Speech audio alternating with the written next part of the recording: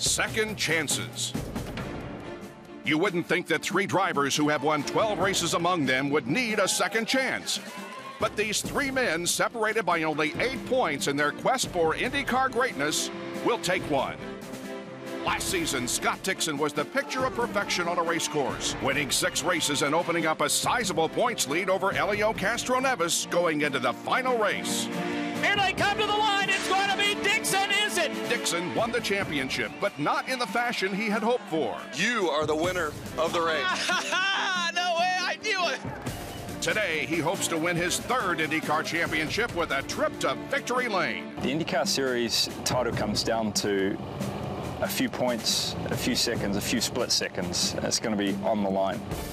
2 years ago, Dixon and Dario Franchitti were rivals on different teams, battling for a title on the last lap of the season. Dario swings it wide. Dixon had to lift. Dixon is out of fuel. Dario Franchitti's going to win the race and the championship. Franchitti's victory was Dixon's heartbreak. But after he won the title, the Scotsman left IndyCar to drive for Chip Ganassi's NASCAR team, where after a year of struggle, he returned to IndyCar. Today, Dario and Dixon are Ganassi teammates who must balance the fine line between working together and racing for a championship. To take the championship, I think you're going to have to win it. So there'll be nothing left on the table tonight. In 2005, Ryan Briscoe was a driver for Chip Ganassi when the unthinkable happened. Whoa! The car split in half. It took months for Ryan to recover from this crash, and he didn't return full-time to IndyCar until last season when he took over Roger Penske's number 6 car. This season has been a breakout season for the driver from Down Under with 3 wins. Get the cameras out for a photo finish. Briscoe got him! Today, Ryan Briscoe races for his first IndyCar championship. I think I've grown a lot as an IndyCar driver. I feel like I belong, and winning the championship would just be awesome. 3 drivers trying to capitalize on a second chance. The 2009 IndyCar season finale. You won't get a second chance to see this kind of history made.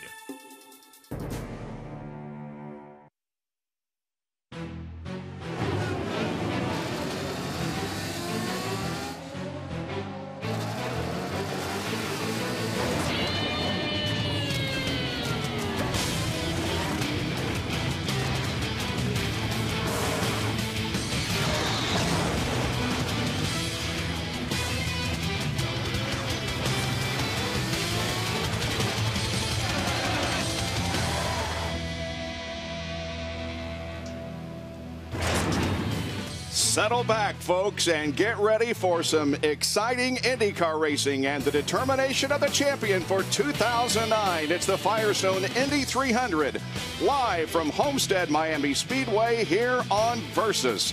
It's a 1.5-mile true oval here with the banking and the turns 18 to 20 degrees. And always has led to some very, very exciting races. It's the 17th and final event of the year, with 3 drivers going for the championship. Al Unser Jr. will give the command. Let's get things going. Race fans, are you ready? The time is now. It's time for those most famous words in motorsports. Please welcome back Al Unser Jr. as he gives the command. In honor of National Breast Cancer Awareness Month, ladies and gentlemen, fire up those Honda engines!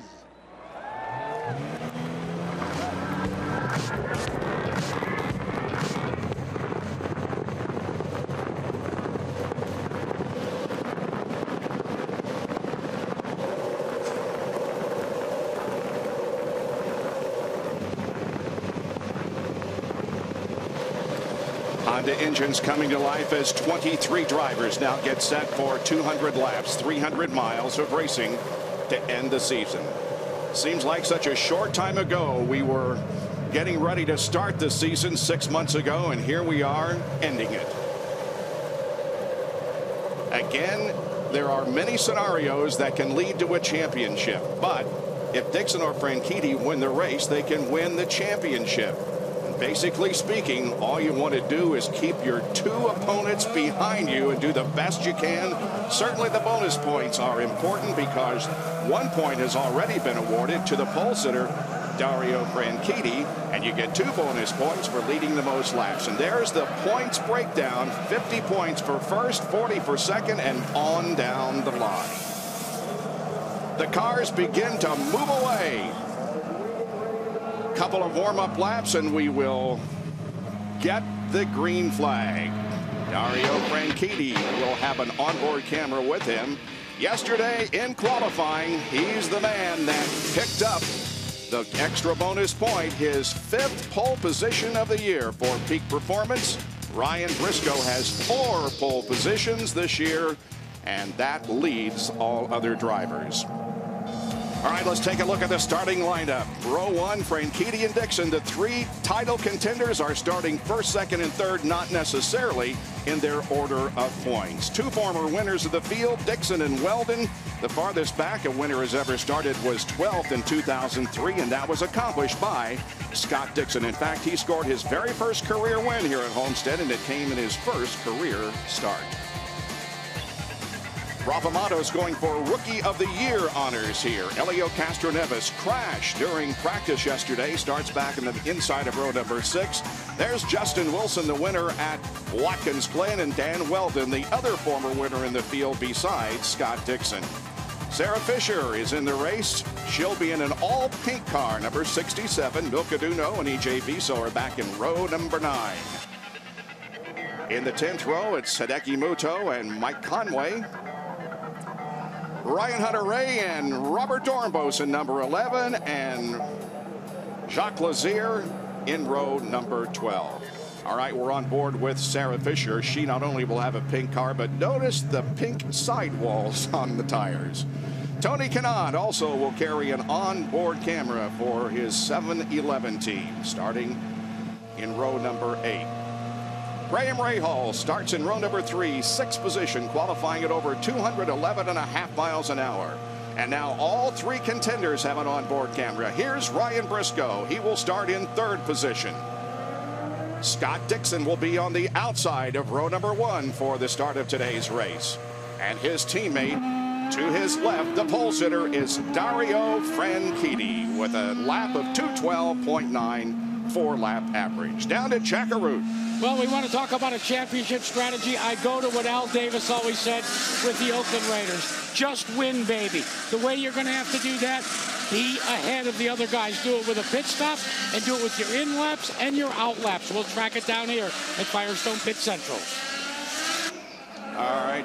Thank you. There's Jamie Davis, the president of Versus, and he has the distinction of waving the green flag for today's race. And notice that all the IndyCar Series officials are wearing pink here today in recognition of Cancer Awareness Month and the race against breast cancer. All right.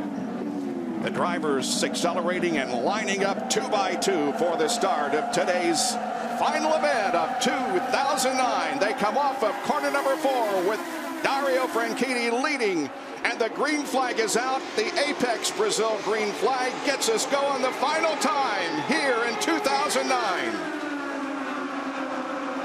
Ed Carpenter in the bright green car. Looks like he's going to slot into 3rd. So the 3 championship contenders, Briscoe now has dropped off the top 2.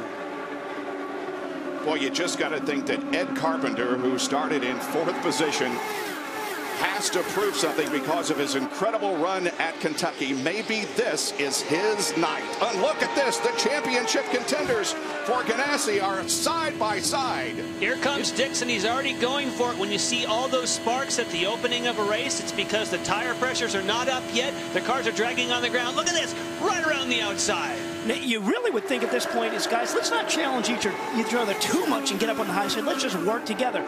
But also, Dixon, who is on the high side, he said, hey, we need to get the first handful of laps behind us to really figure out what kind of cars we have, and then we'll talk about strategy. Well, so he went right to the high side.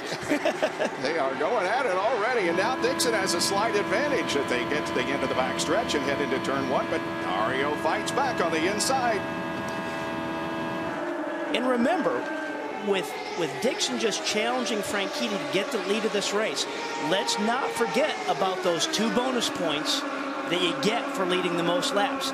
And I know that was a big disappointment for Tim Cindric and what happened with Elio at the beginning of this race, because they wanted Elio up in this mix, even though he's not in the championship chase, but they wanted him to be able to challenge these guys to take that possible 2 points away from the Team Target Ganassi cars not getting those possible points.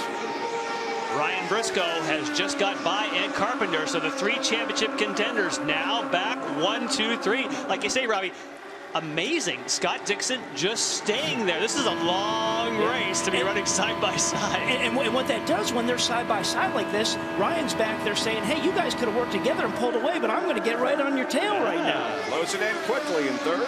So do you think that move that we saw with Carpenter at the beginning of this race, was that Ryan Briscoe just being a little bit more conservative? You know what, Robbie, that might be, but when you watch the side-by-side, here's what I think Dixon is doing, is now Dixon edges ahead. Remember in Japan, Franchitti was able to make some fantastic mileage. And in fact, Franchitti was able to pit on the same sequence as his teammates. Well, now Scott Dixon is forcing Franchitti to run a lot harder. If you want to look at whoever makes the best mileage, Dixon historically has been that. Maybe he's trying to burn his teammate down a little bit, Robbie Floyd. Well, over Brian Briscoe's radio, he said, don't worry about it, don't worry about it. You're faster than these guys. You can tell not much concern out of the Penske number 6. Although he has 2 target cars just directly in front of him, you can see how fast he closes in. But 3 wide here, I don't know that you want to be doing that, especially this early. We have talked a lot about all year, teammates, teammates, teammates. But Bob, you dropped that stat right when we came on the air. It's the first time that the championship has come down in the final race, that is, against 2 teammates. They're not teammates anymore. You know what I'm saying? Well, they're not going to be running nose to tail necessarily because they're individually going after the championship. But we're not even 10 laps into a 200-lap race. So let's be teammates until we get to the last 25 laps. Obviously, they're not. That's not happening. Dario and Scott battle for the lead. Dario has earned the 2 bonus points for leading the most laps 3 times this season, and he's won all 3 of those races. Stay with us. IndyCar nonstop on Versus.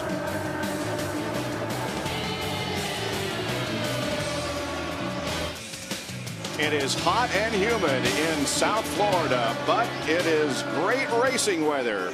As you can see, Scott Dixon is all by himself out on the lead. He and Dario were battling for the lead when we went to break, but you saw on IndyCar Nonstop that Franchitti dropped back to 3rd. Here is what it looked like from Ryan's perspective. And that car on the left, there's Franchitti. By just trying to keep his car on the bottom, it started to wash up the racetrack, and when it washes up, he had to get out of the gas, and we saw Briscoe run right on by.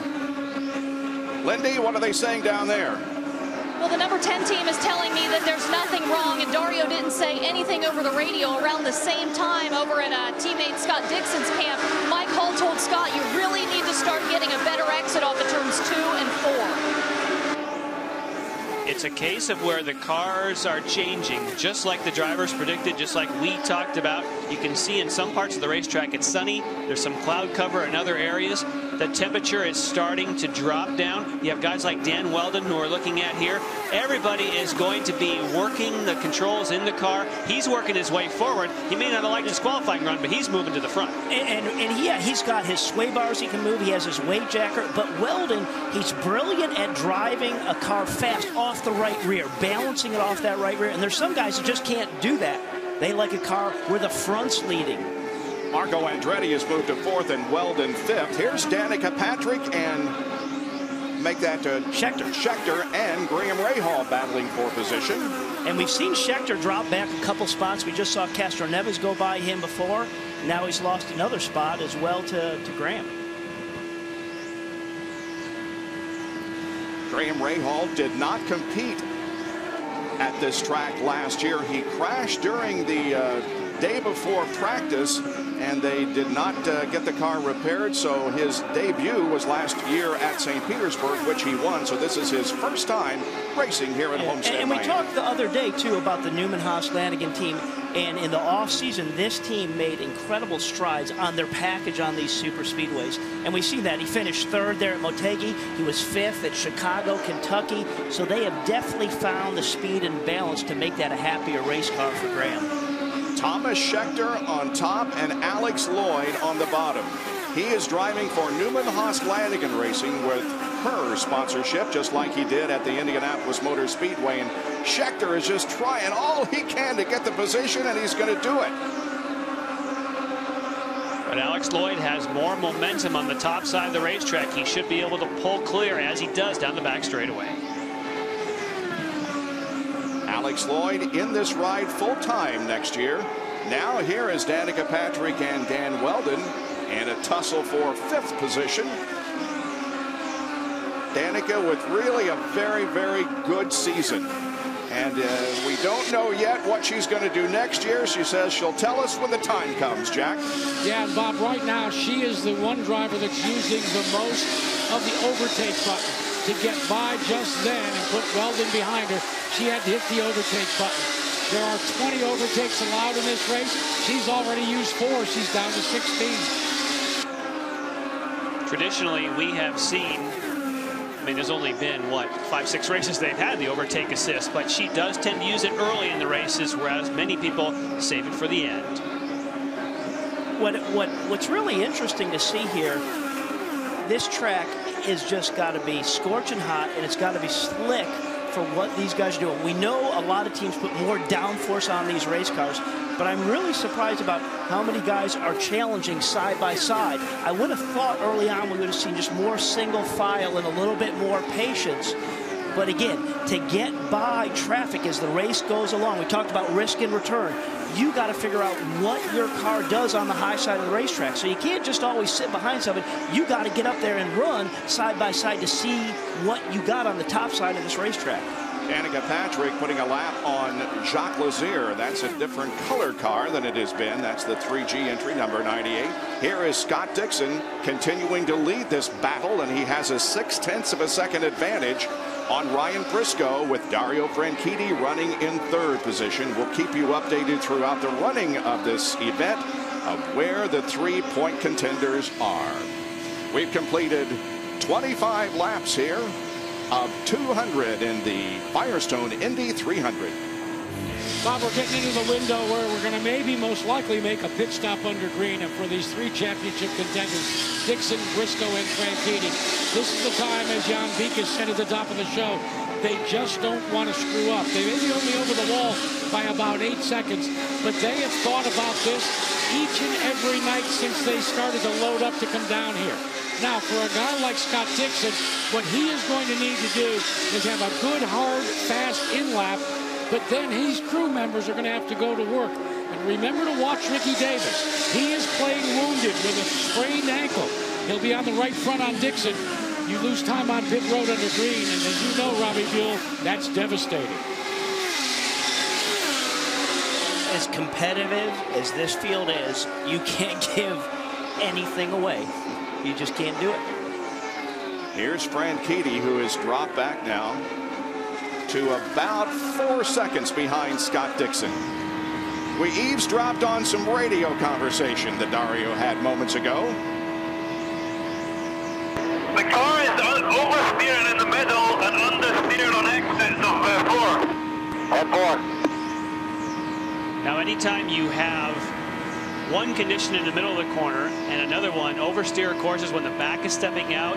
Understeer is when the car wants to go straight. When you have 2 in the same corner, that makes hard work for the engineers. No, what you always want to have as a well-balanced race car is to have it do one thing. You want it just to have understeer everywhere or be loose everywhere, so you really can dial in on that. So that is a tough combination. And when the car is loose coming off the corner, it just makes it hard to get back to full throttle.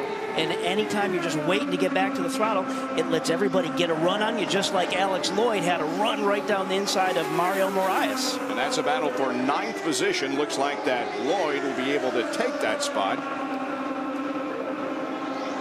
There are 14 cars on the lead lap. Among those that have been lapped, Ed Carpenter, who got off to such a good, strong start, but obviously is having some handling problems with that machine. it's really amazing, you know, we're 40 laps in, the guys are getting lapped out there. It's just a busy racetrack. And as we said, nobody's ever going to have the perfect race car out there. And some are going to be a little better than others. And we're just seeing the disparity in terms of the balance and the speeds as these guys are putting laps on the tires. And talking with Firestone, the Firestone engineers, Jan, you and I talked about this, is they said this is one of the toughest racetracks there is in terms of just severe load in the car. And it's incredible that you would think that, but both ends of this racetrack are just a little bit tighter. And when the guys try and keep the cars down on the bottom, they're just putting that much more load in it.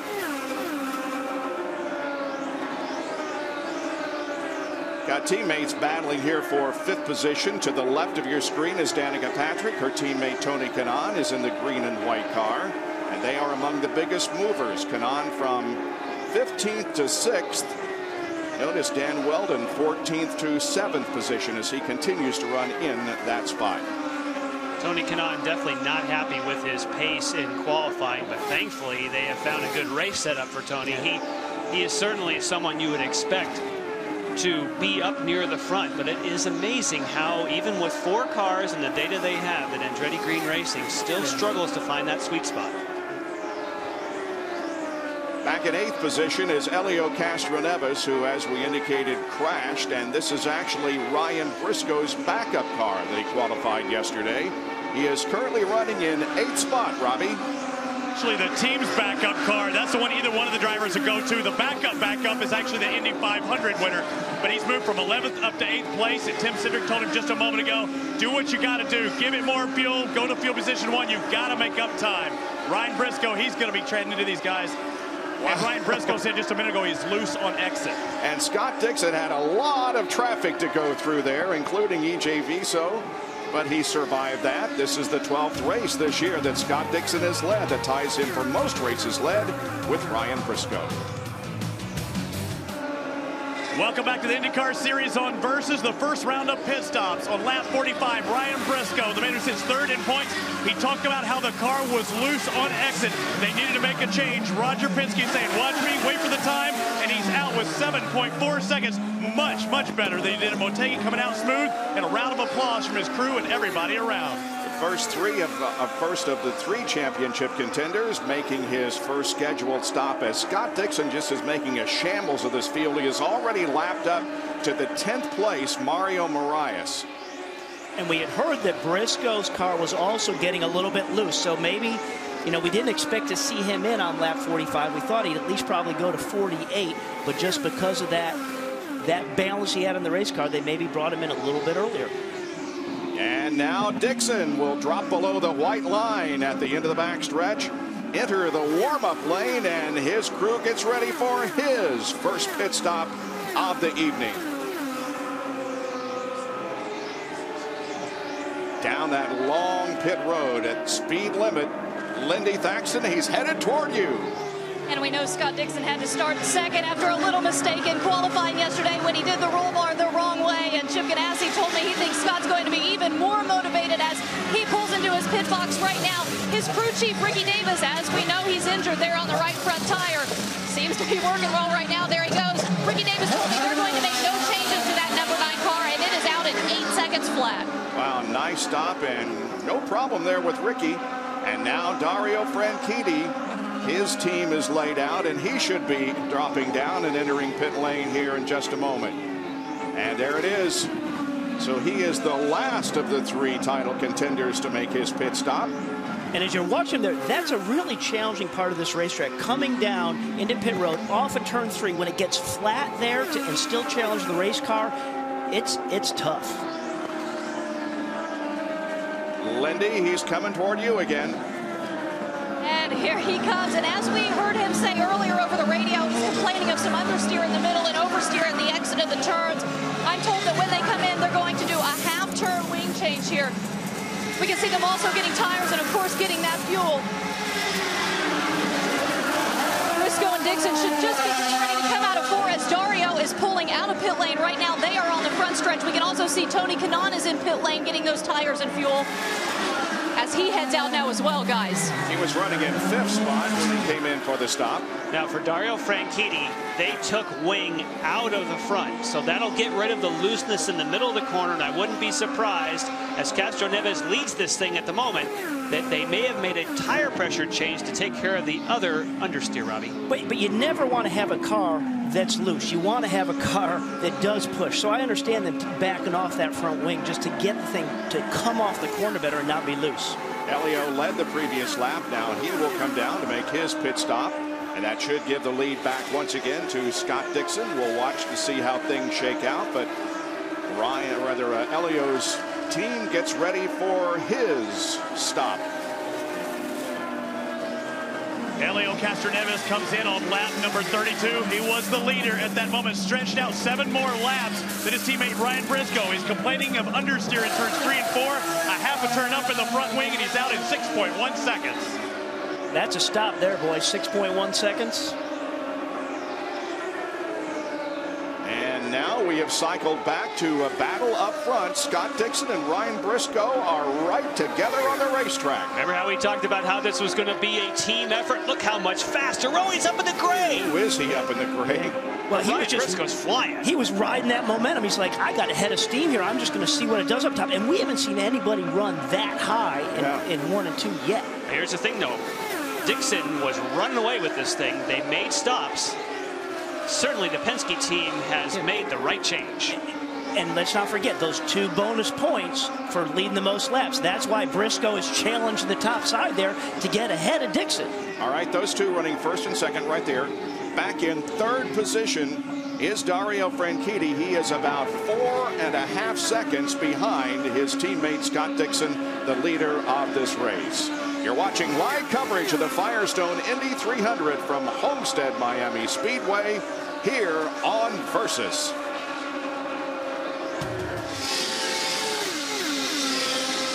Welcome back to Championship Day for the IndyCar Series here at Homestead Miami Speedway. As you watch Scott Dixon, Ryan Briscoe start to battle, you want to figure out how did Briscoe make that advantage up. When you take the in-lap and the out-lap, you can see the out-lap was quicker for Ryan Briscoe. But guys, remember, he had pitted 2 laps earlier as we watch this battle for the lead. And Briscoe, guys, continues to go up to the high side, getting ready for the end, maybe. I don't know, but he has been way up in the gray. I love to see him up on the high side of that racetrack, and the more times he runs up on the high side of that racetrack, he gets confident. And the car in front of him that they're coming up to lap is his teammate, Helio Castroneves. So the disparity amongst cars after that pit stop is shaken out is really quite incredible. Well, he's done it. He's gone up and taken the lead, but he has to stay in the lead longer than Dixon was to try and get those bonus points. But that's the way to do it. Go around the high side. Nicely done. And now can it work out well for him to get in front of Elio, and Helio just kind of make it a little tough for Dixon to tag along. Sarah Fisher makes a pit stop. It's a rather lengthy stop. Away she goes. She will run 2 cars next year and will increase her number of races by 3. And now we have another battle for the lead as Dixon fights back on the inside, but there's traffic ahead. Whoa, wow. Look out. You know, that could have been a call from the spotter going, you better back it off right there on the inside, because you had Carpenter and he just had to get back in behind Briscoe because he had the pass done. But there was so much talk about how Elio was not going to be able to help Briscoe because he had a crash in qualifying start back. Well, he just waited. I'll just wait for a lap and now I can help him. Yeah, teammates are a good thing. Here it is again. Riding on board with Dixon. There's Briscoe. Looking down the inside, so he gets alongside him, and now we'll watch him back right up because there it is. Yeah. He had Carpenter on the low side right there. He lost the air, had to downshift. You know, the game, forget about what you had in qualifying. You know, we talked about TK earlier saying he didn't like his car too much. The car you had in qualifying versus the race car you have to have right now, it's a balance. You're not running flat out around this place all day long like you are in qualifying. You're having to work the throttle, work all the tools inside this race car. So that means nothing anymore. I cannot believe how much the complexity of this race changed with one pit stop. You have a pit stop to where they throw a different setup on the car. All of a sudden you have a dominant Scott Dixon. Now you've got a Ryan Briscoe running away. Yeah, but fellas, let's think about this. Let's go back to Milwaukee. This was the same scenario. Helio Castroneves out of the hunt and limping around. And remember, Ryan Briscoe was such a gentleman to his teammate. Wonder if he'll be that way this time. Remember, Dixon passed him in the race traffic. And I think it's going to be all for one and one for all here as far as his teammate is concerned, Ryan Briscoe. Jack, you're spot on. Helio's going to do everything he can to do what is right for Ryan to try and win this championship. Average speed of the race over 202 miles an hour with 70 laps completed, Lindy. And let's talk about that race on pit lane with Ricky Davis. What did you think of that last stop as crew chief with Scott Dixon? I think we were pretty good. We had a good clean stop. No problems whatsoever. Looks like Briscoe's really getting away from him. What's he saying over the radio? Can you hear? He hasn't said anything right now. He's just driving. Ideally, what's a good length of a pit stop for you today? What was that? What's a good length of a pit stop for you today? When we see Scott come back in, what time are we looking for on that clock? Hopefully faster than everybody else. I like that. And how are you feeling? I'm pretty good. Angel's okay. Yep. Okay, thank you, Ricky. Good political answer. And again, we have a great battle. And Dixon, that's going around Helio Castroneves. So... Still good battle. Briscoe, yeah, no longer has his teammate up there. Yeah, and, you know, Helio could have kept him behind a little bit, but, you know, when you get a run on somebody here, yep. you know, you got to play fair because it's a small world, especially in the IndyCar Series, and people remember. So that's just, he's a first-class racer throughout, but this thing, it's going to circle around. The disparity amongst different cars here, Helio's still a factor in this race in terms of how he can maybe help Briscoe. And I just love the fact right now where Briscoe's run on the racetrack. The fact he can challenge the high side of this racetrack, I love it. With Helio going a lap down there now, 5 cars on the lead lap. Jack, what was Sarah's problem? Well, she was fast all week and she had high expectations. I just talked to her husband, Andy O'Dare, and he said, don't know what happened to the car, but no matter what we do in terms of changes, it just won't go fast. Robbie, I believe they call it being stuck in neutral. That's the case on the Dollar General car for Sarah Fisher right now. Yeah, neutral's not a good place to be. No. I mentioned she was going to go to 2 cars next year. Jay Howard will be the second driver in the team. Well, she had to lift there, didn't she? Mm-hmm. So, you know, sometimes it's a function just when you lose the balance of the car. You wonder where speed goes when you lose the balance in the race car and you just have to keep getting out of the throttle so much. You just never can get your momentum back. You run it out of the groove. You pick up debris on those tires and you can just never get it back to feel comfortable and give you the confidence. She did drop the left hand, which is where the anti-roll bars are. You have one for the front and one for the rear. So obviously she'd like to find more speed, and you can work those tools while you're out there trying to fine-tune the car. Because definitely the conditions are changing. You've got some cloud cover coming in. It's still hot, blazing hot out there. And you have to ask yourself, in Briscoe's case here, is with the cloud cover that's moved in and the track starting to cool down a little bit, has that brought his car to life more so? I think it's more the pit stop. I think they just did a brilliant change on that car on a pit stop. It just changed the complexion right now. He's looking like the man to beat in the first stint. No way was he the one. It was Dixon. Well, you never know what can happen. I mean, you just look at, keep that momentum going, and there you go. Man. But, you know, you never know what's going to happen. Let's remember Motegi there. I think of Briscoe back in Long Beach. I think of a year ago when Dixon spun under yellow at Watkins Glen. You know, I mean, you just, the unexpected can always happen. There was a 1.6 second lead that Ryan Briscoe has on Scott Dixon, and a 6.8 second lead on Dario Franchitti.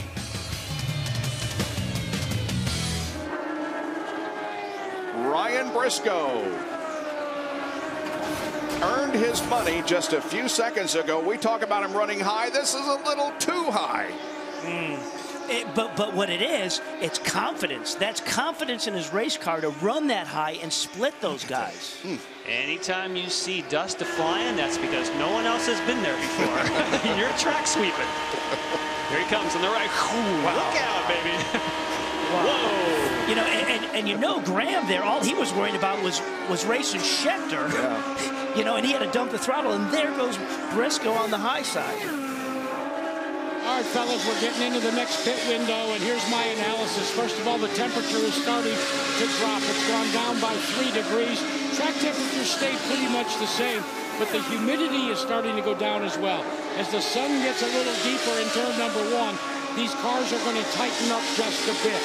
And from the looks of things, what we want to watch this time around with the championship contenders, how long does Briscoe go before he pits as compared to Dixon and Franchitti? Does he lay one down, or does he play it close to the vest again? And Jack, remember, we shouldn't forget this, that Ryan Briscoe pitted on lap 45 and Dixon 48, Franchitti 50. That's a 5-lap spread. So Briscoe is going to have to, at some point, save fuel. And you wonder if he was just laying one down to try and confuse the competition, because he did have the fastest in and out laps and the fastest pit stop. So it's going to be fun to watch and compare this one, Jan. Agreed, Jack, and I think that when your car's not right, pit early, get it fixed. Figure out how to make the next pit window later, because the Penske team certainly made the right choice, because that car came to life. Yeah, and I think that's maybe why they were a couple laps early, is because he wasn't happy with the balancer, said, okay, forget it, get in here now and let's fix it. Ryan Briscoe is the leader of the race, and in fact has put about 3 seconds between himself and Scott Dixon, but he isn't getting accomplished what he needs to accomplish, because as they run right now, he and Dixon are tied in points. And remember, Scott Dixon wins all tiebreakers. There's second place Dixon. It's worth mentioning that if by some chance it stays green and you don't get a caution, you see Castroneves come in. We would assume last time, if he's pitting already, he was the last to pit on the first round. He may have short-filled. Robbie.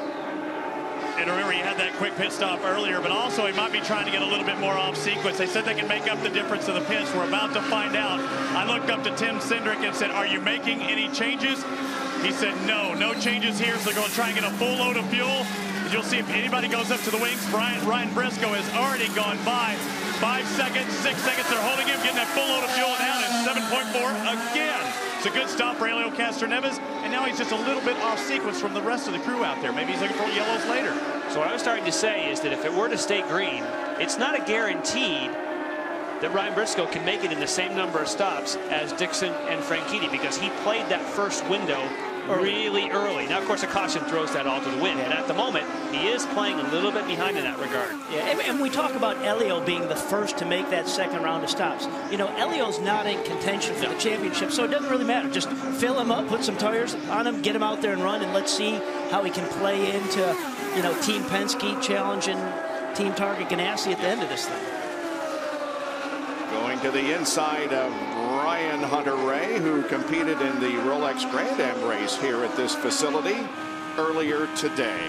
It is Ryan Briscoe with a 2-second advantage on Scott Dixon and a 7.5-second advantage on Dario Franchitti. Kanaan and Patrick are the top 5.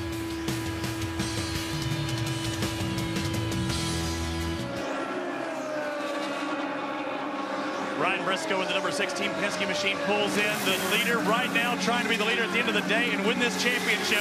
He was told no changes, just 4 tires and a full load of fuel. Lindy Thaxton, you're up there with the Target team. Yeah, Scott Dixon, and he was just complaining that he was loose at the entry. They told him in the car to make a damper adjustment forward on his own. Then watching his pit stop, and guys, maybe you saw something different. I didn't see them make any adjustments, so that must have worked.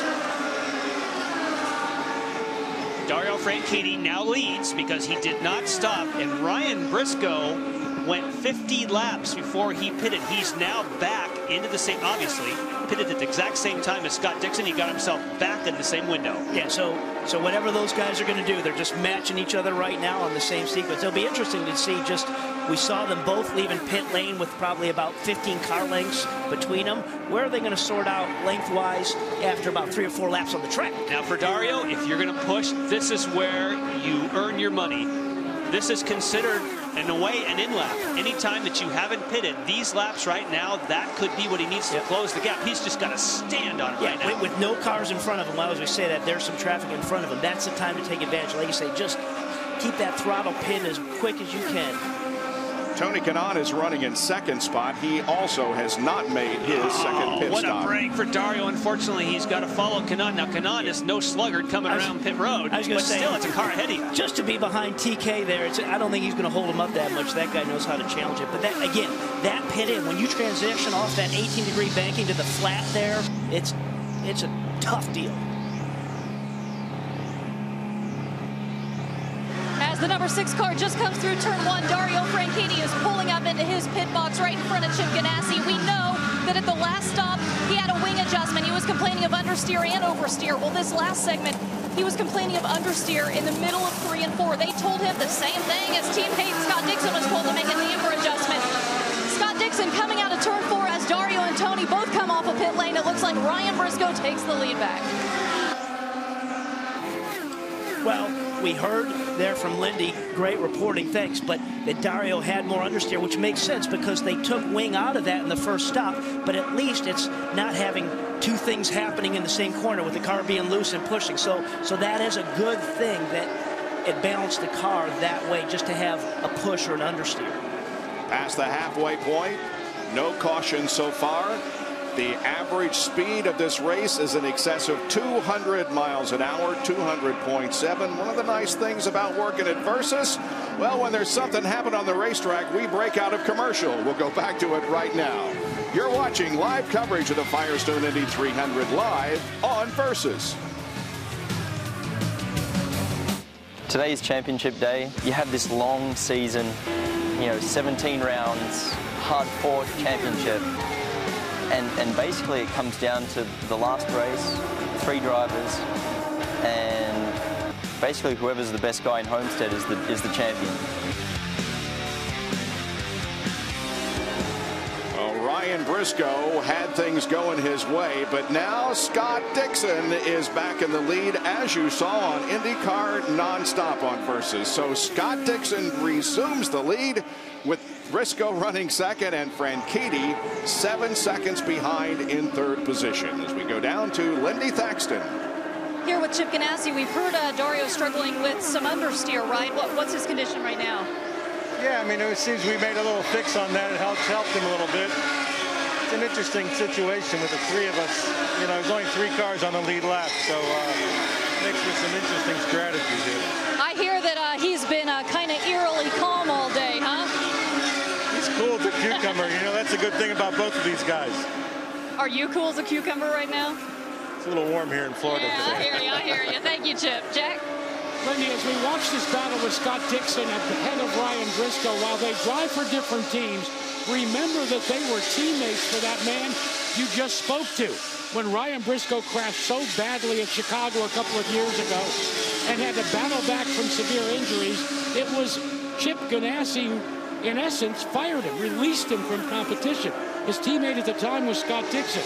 They're down under teammates, one from New Zealand and, of course, one from Australia, and they have remained close friends. When I talked to the 2 of them yesterday about the prospect of battling one against the other, they said, hey, mate, that's what you're supposed to do when you're neighboring countries from down under.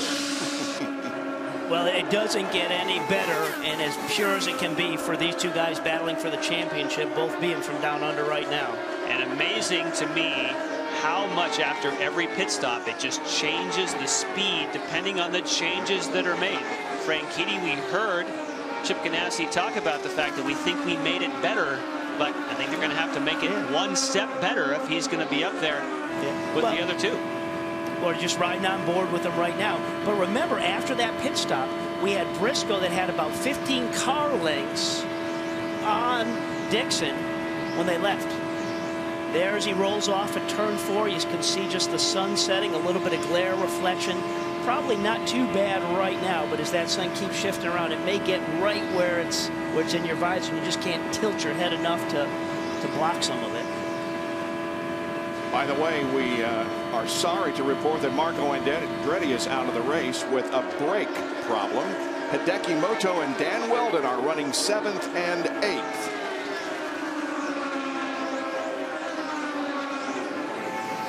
Now, when Chip Ganassi said that it was an interesting strategy with only 3 people on the lead lap, Dario Franchitti was the last of those 3-2 stops, so he could probably get away with just one more stop.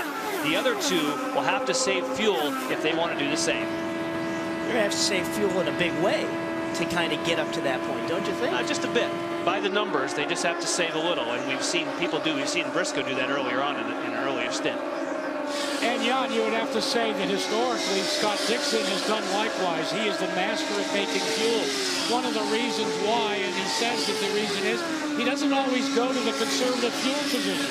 Instead, he uses his throttle response on his right foot to the accelerator. He's just smooth and easy. Meanwhile, as we watch Dario Franchitti, let's remember, he went a little longer, but still battles that understeer. And with the track conditions, Jack, right now, and you talk about how Dixon saves that fuel with balancing the throttle. Right now, these guys aren't running flat out around this racetrack. The conditions are so tough around here, they're having to breathe out of the throttle and squeeze back to it, and that's where he's magical in making fuel. Now, Robbie, when we were talking during the break, you brought up a great point. When you see the 2 lead cars, we certainly saw Dixon was dominant right after the stop, but that's on fresh tires. So usually halfway through the stint, when they're half worn, then we find out whose mid-stint balance is better. Maybe Briscoe's going to come back and challenge again. Well, and that was Dixon's fastest lap. Right when he overtook Briscoe, that's the fastest lap. It was lap 105 that he had set. So obviously he took advantage of those fresh Firestone tires. Do they fall off? We're going to find out for him. And right now, Briscoe's actually running faster. He's catching them. Yeah. Those in the grandstand and on TV can keep track of the championship contenders because they have the championship rings, the white walls, on their particular cars. They're the top 5 after 120 laps.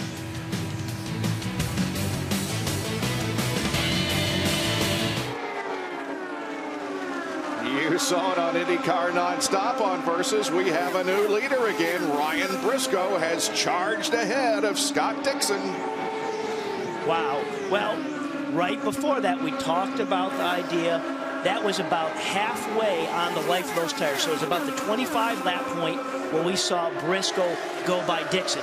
Dixon obviously was very happy with his race car when he came in and had fresh Firestone tires on there.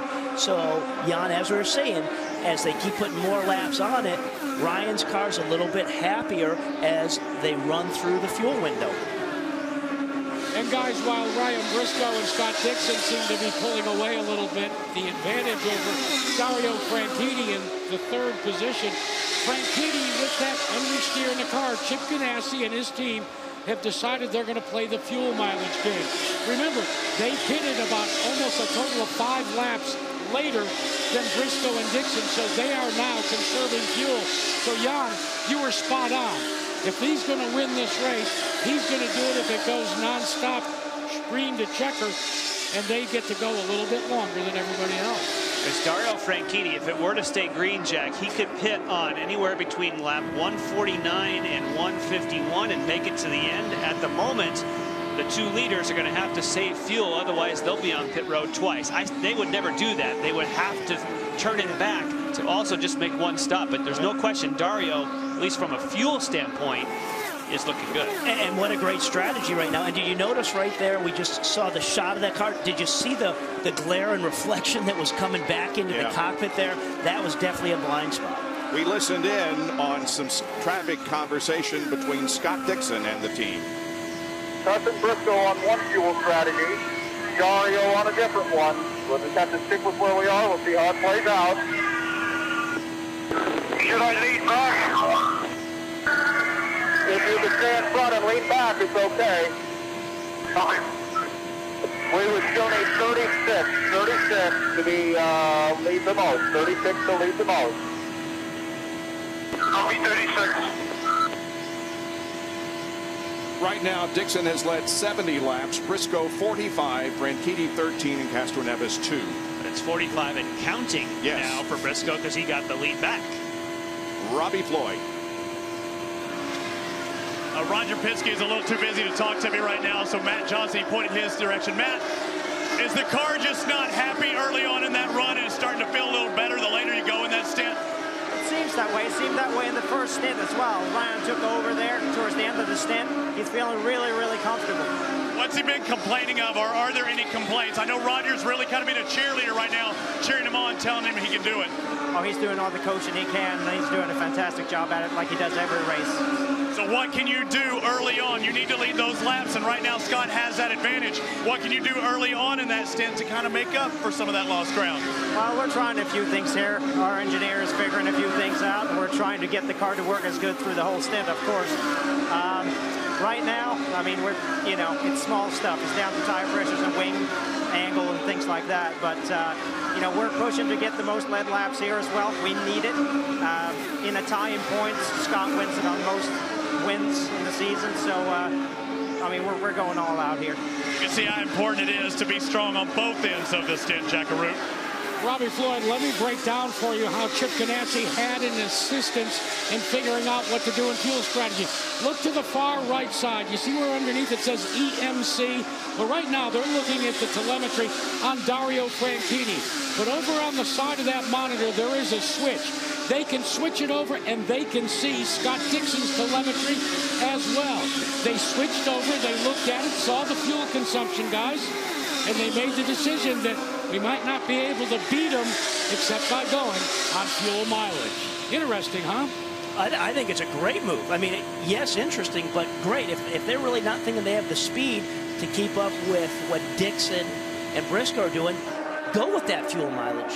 Well, when you have the fuel calculation software, and wow, they're split in the middle there for Scott Dixon. He needs to keep that momentum up. And that was also some nice courteous driving. That was Sarah Fisher that stayed low and left the middle lane open.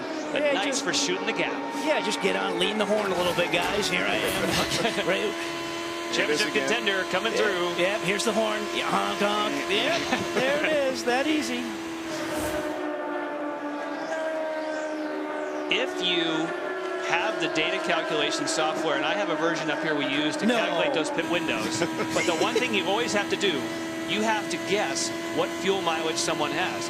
But as Jack was just saying, they're racing for a championship, and they can flip a switch and they can look at what their championship rival is using for fuel. They get the real-time numbers because they're on the same team. Yeah, they're not guessing what that other guy's getting.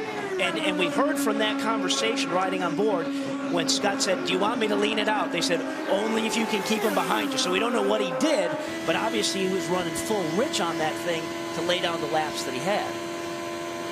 He's fallen almost a second and a half behind Scott Dixon has. If it were me, and I'm Scott Dixon, I lean it down. I don't take a chance on not being able to make it in one stop. I think he's got to go with Dario's strategy now. Yeah, I think you can't. If you can't make it in two stops, if one person makes one stop, you make two, you're toast. Well, no yellows right now.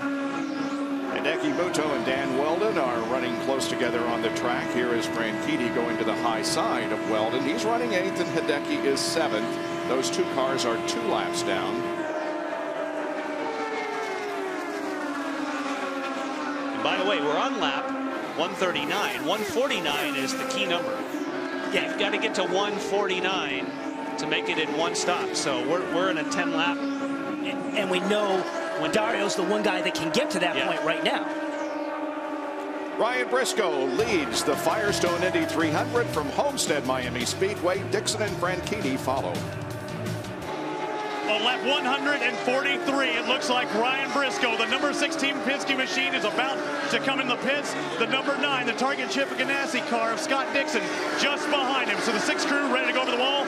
Gary Prawl, the right rear outside changer in practice yesterday, lost 3 of the wheel nuts. He says he's never lost one in competition, and he's not looking forward to losing one now. They're trying to get this full set of fuel in. 4 new Firestones, and Lindy Thaxton, the 6, is off. And the number 9 is off as well in what should have been his final pit stop this IndyCar season. Crew chief Ricky Davis told me they just made a few air pressure adjustments, guys.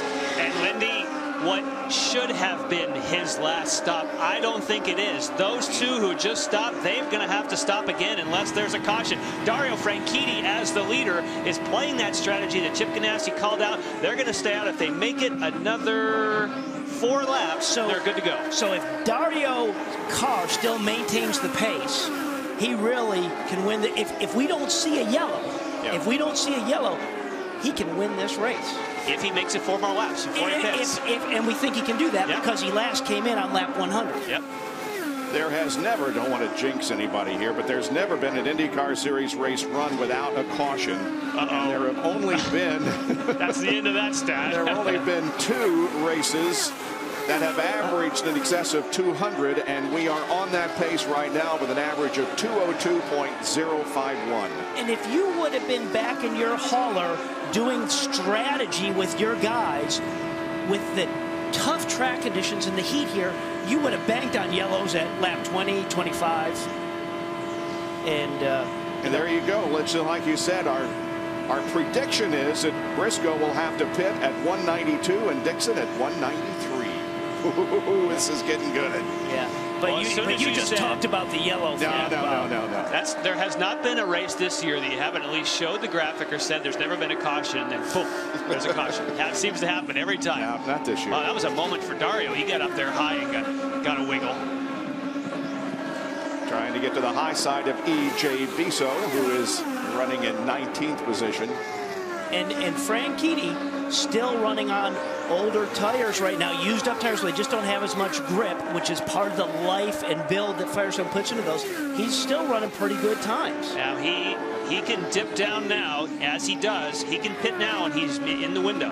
This is the lap that he can make it to the end. And we don't see him behind here, so he must be on pit road. Yes, there he was. Yep. So Dario will come in for his final pit stop. How interesting is this? Yep. It only works if it goes caution-free. Right. Yes, well said.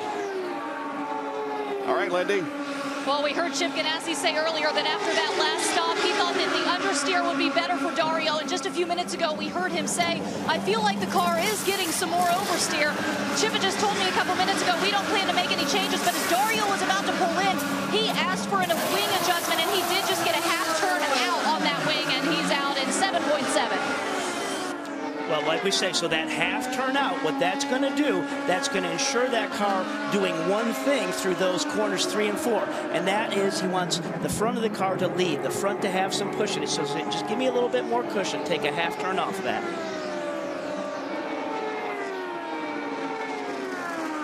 Briscoe with about a 1.5 second advantage now on Dixon. We have a problem on pit lane as Danica Patrick and Dan Weldon appear to have had a meeting with Danica's car headed in the wrong direction. Go, go, go, go, go!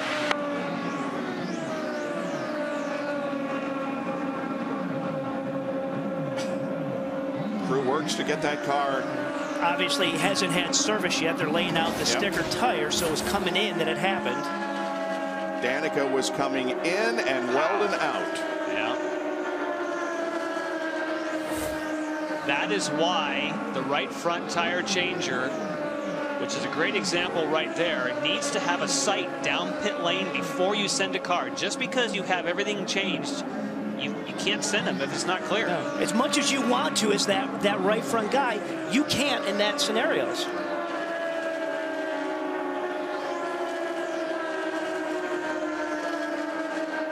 Ryan Briscoe has led 62 laps, Dixon 70. So only 8 laps to go, and he'll then be in the running at the moment of that 2 points. And he's got a pretty good gap on Dixon right now to get that deal done, to get those 2 points. But all that will go out the window if they have to make a green flag pit stop. Dario Franchitti is going to be looking good. In the catbird seat, yeah. Dixon goes underneath Robert Dornbos in the number 33 car, who spent the time between Japan and here at his home in Monaco. Now Dixon up to the high side of Sarah Fisher, who's 21st. The Dollar General sponsored machine. And you can tell she's still fighting, just that car having a happy balance. She was just kind of easing into the throttle coming out there, but staying on the low side, you know, letting the quicker guys get by on the high side. Let's update you guys on Danica Patrick. The crew has gone to work on the Boost Mobile car. They have damage on the inside rear suspension from that collision. They're going to have to change the uprights. You can see that they're working on it right there. Tough race.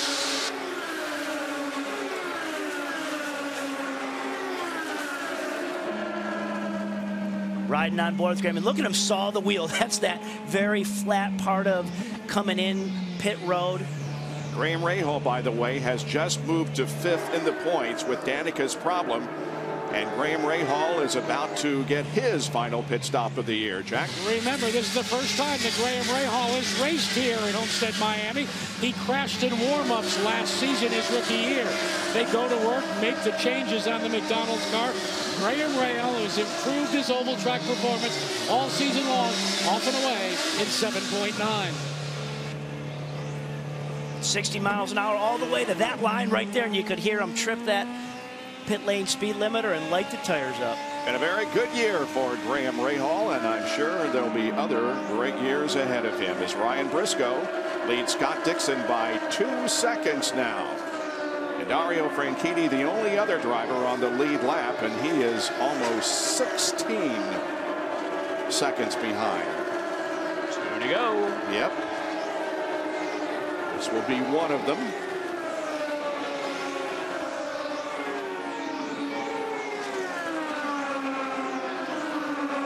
We have in no way decided who is going to be the champion, so we've still got 39 laps to go. Boy, this race has gone fast, hasn't it? Man. Incredible. Average speed of 201.4. So what's the scenario now? Let's say Briscoe gets to where he gets the 2 points for leading the most laps and wins this race. What's that scenario do if Dixon's in second?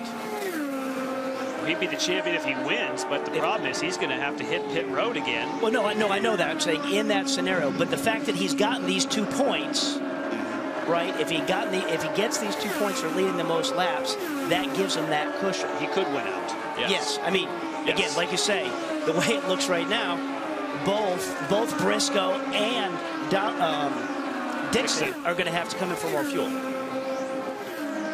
unless there's a caution. We have to always put that in as the disclaimer. The moment that there's a caution, they can make it to the end. We understand that Briscoe would win by 4 if that happens, Robbie. Thank you. So he will lead the most laps. Ryan Briscoe, he leads over Dixon and Franchitti. Back in a moment. Ryan Briscoe continues to lead the Firestone Indy 300 at Homestead Miami Speedway. As we present Firestone through the field, these 3 guys really came to race today because Briscoe, Dixon, and Franchitti have the entire field at least 2 laps down. They just lapped Tony Kanaan for the 2nd time, and he is running in 4th spot. There's the 2nd place car of Scott Dixon. And as they run, Dixon is 4 points behind Briscoe in the battle for the championship. Dario Franchitti in 3rd position. He is almost 19 seconds behind the leader. However, he's on a different fuel strategy. Jack? Yeah, I think Dario Franchitti right now, as long as he doesn't go a lap down, I think Jan Beekes, the professor, would agree with me. He stands the best shot. But as I watch the way Scott Dixon is running this racetrack right now, Briscoe is running, and it's one thing. But as I watch Dixon, I'm starting to think that he is conserving fuel. He is running at fuel position number 1. But remember, Mike Holt wrote extensively during the season about how you can save fuel in fuel position number 1. I think Dixon is going to push this thing a la Chicago 2 years ago in 2007 and try and go without a pit stop. And Jack, I agree that he is great at saving fuel, but the reason why I think this projection is going to come true is because his own team looked at his data and said Scott can't make it. They would never have done that with Dario if they didn't look at his real-time data and said, you know what, Scott can't make it. And I think if there's no caution, Dario Franchitti's the champion. Hey, if there is a caution, it's going to be Briscoe or Dixon. You know what, Jan? I defer to you, Professor B. I agree with you. me too. Jack, I'm with you. Mark that. We finally got to an agreement here in the last race of the year. But also make note, in that fuel that Dario is saving, he's running a couple miles an hour slower than the pace of Briscoe and Dixon. So the key there is not to lose a lap. I looked at the times, and the speeds that Briscoe and Dixon are running, that's not fuel saving. They're running 208 mile an hour laps. That's not fuel saving laps. So they are praying for something, debris, who knows what. They are somehow, they have got to have a caution or it's not going to happen. If Ryan Briscoe wins this championship, it will be quite a story, because when he went to Motegi, things looked pretty good, and then he had that incredible incident coming off pit lane that dropped in third in the point standings, and here he is in a position at least to win the title. He is the person who could most benefit from redemption.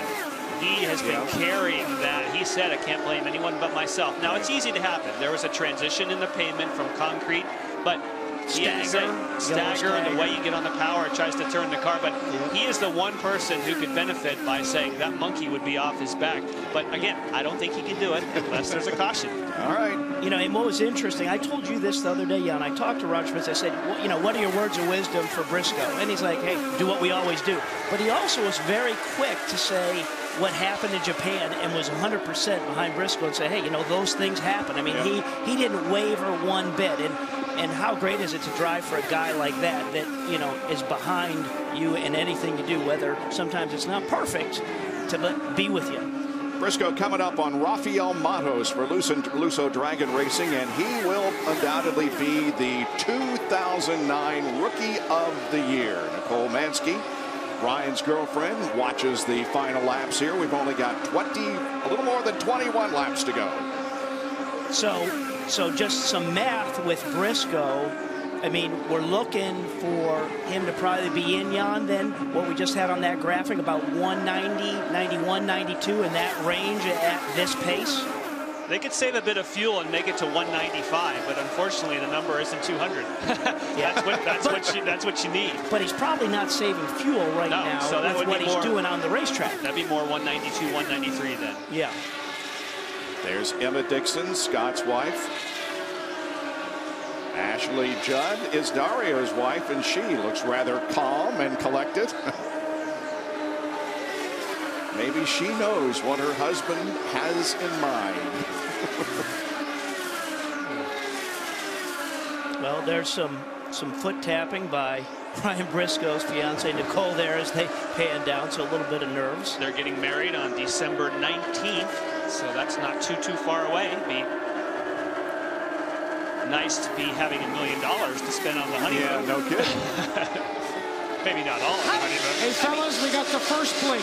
We have the first blink. Ryan Briscoe, they just told him on the radio, coming in 3. Yep. Wow. No surprise there. He has just picked up. Ryan does have the 2 bonus points for leading the race. Ryan has the 2 bonus points now. Still running very high on the racetrack. So Dario, as well as a guy that needs to be trimmed back on his fuel setting, he's got to be doing what he can in the cockpit as well to save that fuel. When you're within 3 laps of pitting, even a caution won't help you now. And Dixon's in a similar situation where he's going to have to hit pit road. Look at these top 3. Look at the speed differentials between other cars. I mean, these 3 guys are in a zone of their own. And it's been that race all race long. Oh, after 5 laps. Yeah. You know? Yep. It's like the other drivers were told to just let these guys go and don't worry about yourselves. But that wasn't the case. No, they're that hooked up. Yeah. Look at how Briscoe, I mean, it's almost like he's up on the high side riding a cushion there. He likes that so much coming off of 4. As much as you see him closing in, you still have to think the virtual leader, if you want to call it, the projected leader, is going to be Dario Franchitti, because he doesn't have to come in. You lose a boatload of time. You lose more than a lap when you get under green. How about that call to say, okay, let's see what Dixon's doing fuel mileage. They confirm that and say, okay, hey, Dario, immediately go back and trim back on your fuel. Well, you were the guy to open the show. You said that Chip Ganassi shoots from the hip. He shot from the hip and he took a chance, and looks like it's going to pay. I mean, but that's great. That's why you shoot from the hip. Yeah. Dixon's closing in. It's only 0.3 of a second. But he shot from the hip with data. He cheated because he got to look at the competitors' data. Yeah. I'm surprised he didn't call you up here for some data. No, they have everything they need right down there. Look at Dixon close back in now. So at the, let's see, they come in. This is getting kind of towards the end of that cycle on just the grip level of their tires, I guess. Yeah, but if you look at the last lap speed guy, Ryan Briscoe is trying to move this beyond the 3-lap call-in. He's dropped off by almost a full mile an hour over Dixon. But it's only going to buy you a lap or something. But at this point, why? Yeah, if you're a 199, fine, but you're going to have to pit. It's 13 to go. Period. Yeah. So why trim back? Because even if there's a caution, you couldn't run around and save enough fuel to make it. Yep. Danica Patrick is running in 19th position after her incident with Dan Weldon on pit lane. That wouldn't be beyond someone to say, hey, pit in 3 laps just to get the attention of everybody else when maybe you weren't intending. Got my attention. That's never happened.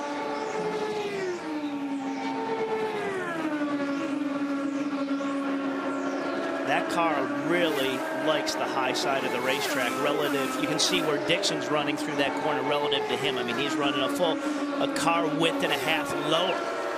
Man. 11 laps to go to decide the championship of the 2009 series.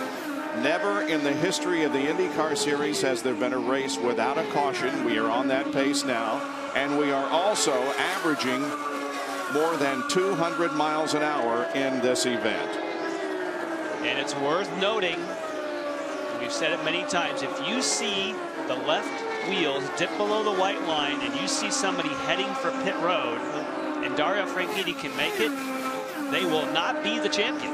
But how pure does it get? You know, what a battle we had leading into this before the green flag even fell. And now we're coming down to the end of this with a race that is probably going to be historical because it's going to run green the whole time, and we've never had that on top of what we're seeing on the track.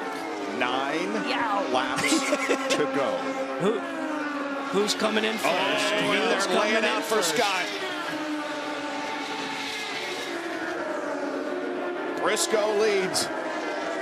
When you do this, Scott's on pit lane. When this is over, Dario Franchitti will be a lap ahead of him. And yesterday we said, what does Dario got to lose? Gamble, and it's playing that way. So Dixon has to make the pit stop with less than 8 laps to go.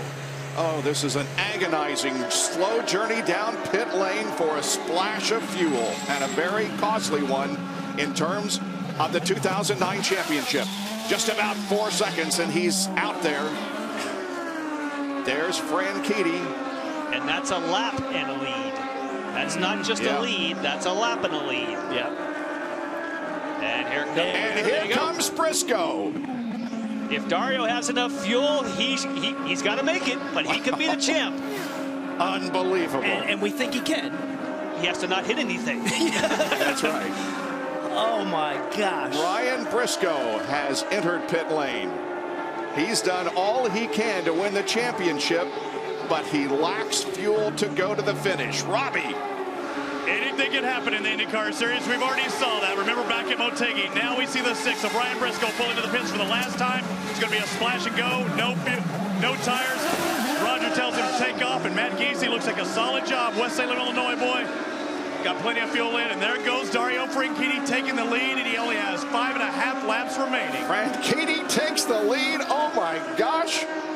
Can he hold on for the next few laps and bring it home? Goosebumps. Goosebumps on a hot day, huh? Yeah.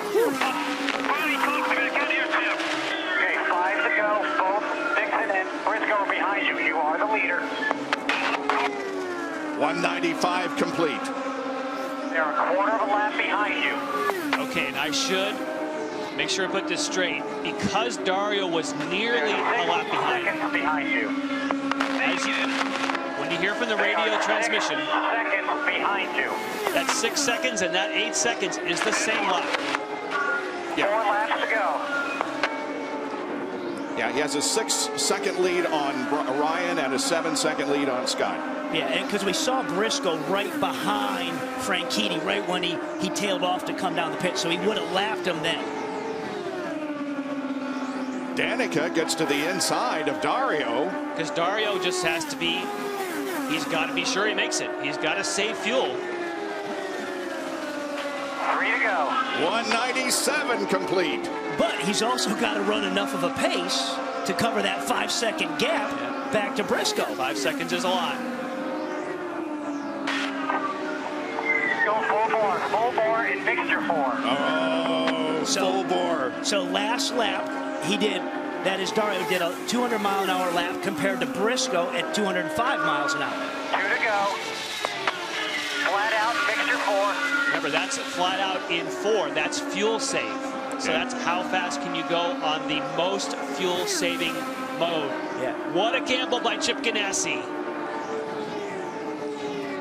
There's not enough. There's too much of a gap. There's too much of a gap. If he doesn't run out of fuel, he's going to be the champion.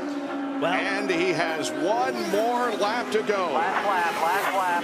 1.5 miles to decide the championship. Dario Franchitti is in turns 1 and 2, and what a championship that's played out here this afternoon.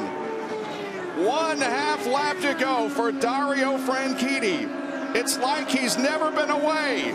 He went to NASCAR last year, but he came back, and he won the 2007 title. Now he's returned to win another title. Franchitti showed everybody that his year away from IndyCar racing has absolutely no effect on his ability to win championships and races. An incredible fuel strategy has played out. Dario Franchitti wins the Firestone Indy 300 and is the champion for 2009. Great job, man. Great job to everybody. Dario joins teammate Scott Dixon and Sam Hornish Jr. as a multiple champion of the IndyCar Series. And it was the second fastest race in IndyCar history today, the first without a caution. The average was 201.420. Lindy Thaxton. Ashley Judd getting a big hug from Chip Ganassi. Ashley, you told me as the final laps were winding down, you have never heard your husband so intense. There was a very distinct quality in his voice with about 30 laps to go, and I thought, oh my God, he wants this very, very badly. He was obviously running in third for most of the race, but that didn't mean that he was out. I mean, he was very, very determined. I cannot believe what just happened. Yeah, after being out last season, was this even in you guys' wildest imagination? The story is so perfect that it defies credibility almost. How long has it been since a race was yellow-free? It was such a pure race. How great is my husband at being fast while saving fuel? There you go, a happy wife as Dario spins his tires out there on the front stretch.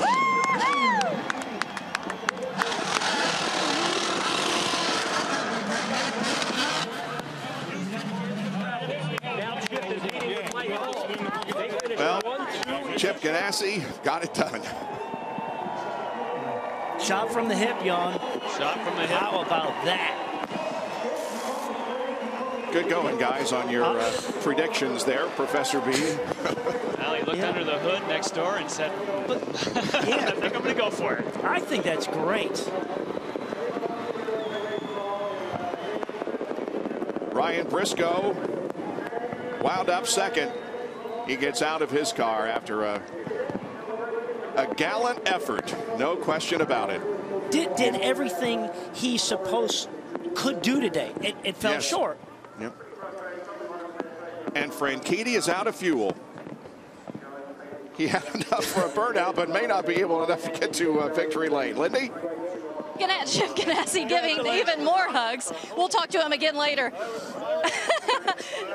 Hey, Chip, let's talk about the fuel strategy. P.S. Dario just ran out. Yeah, I mean, I don't know what to tell you. I mean, it was a strategy that, you know, obviously if we had a yellow, there would have been 2 more guys in the race. And, you know, we think we had that race won too, you know, but we won the fuel strategy race.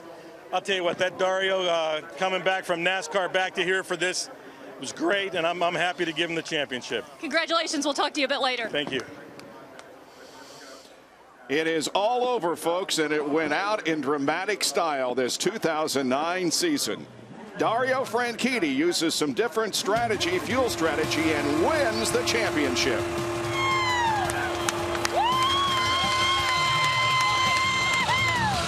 Homestead Miami Speedway, and the race has been concluded with the winner of the race and the winner of the 2009 IndyCar Series Championship is the man who was still in his car. He ran out of fuel before he could get the burnouts done and before he could get to victory lane.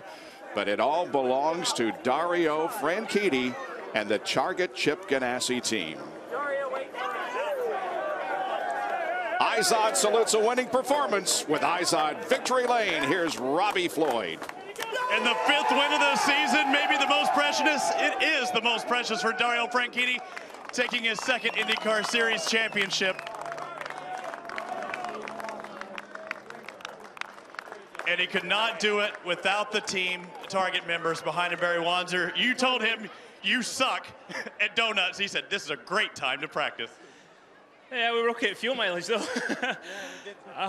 She managed a couple of sets of donuts there. We rooted the old Firestones, but wow. Can you believe it? No, I can't. Scott looked really quick. So again, like in 2007, I just had to try and save some fuel and stay on the strategy that we picked. And God, did it not work out. I know. And early on, he got a little squirrely. They're having to make adjustments as he gets congratulations from Mike Hull. Barry Wanzer over his shoulder. And Ashley, your first time to see her, but come on in here, Ashley. You know, this is both of your moment.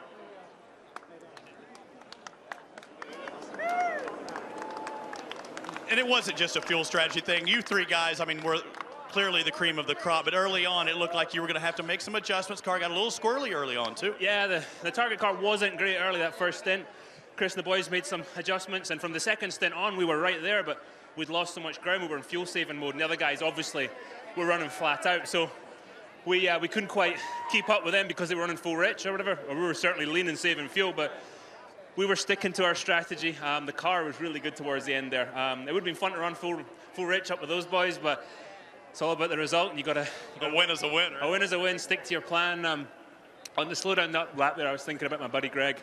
10 years ago, I was in a championship fight with the Target boys and Montoya, and it didn't really matter because we lost Greg. That was 10 years ago this month, so this one's for him. When were you thinking about him out there on the track, or once you finally crossed the checker flag? Oh, hell, after the checker, he'd have kicked my ass if I was thinking about it when I was driving around.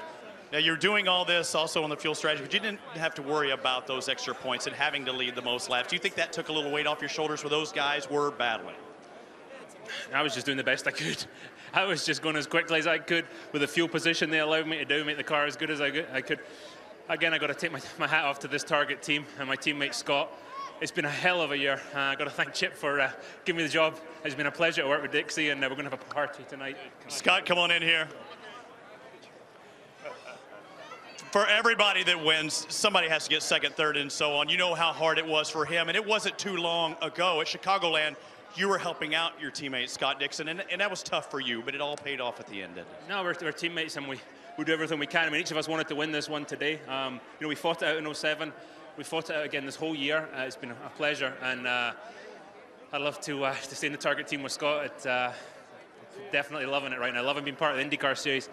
I gotta say thanks to all these fans for hanging out in this weather today, because it was pretty ugly in the car, and that was a 215-mile-an-hour air conditioner, so I don't know what it was like on those stands.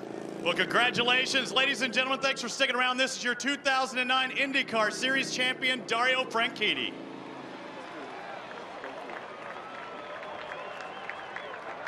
And we will talk more with him in our championship presentation. Plus, we will talk to some more drivers. But the race has been run and the champion has been crowned. It is Dario Franchitti.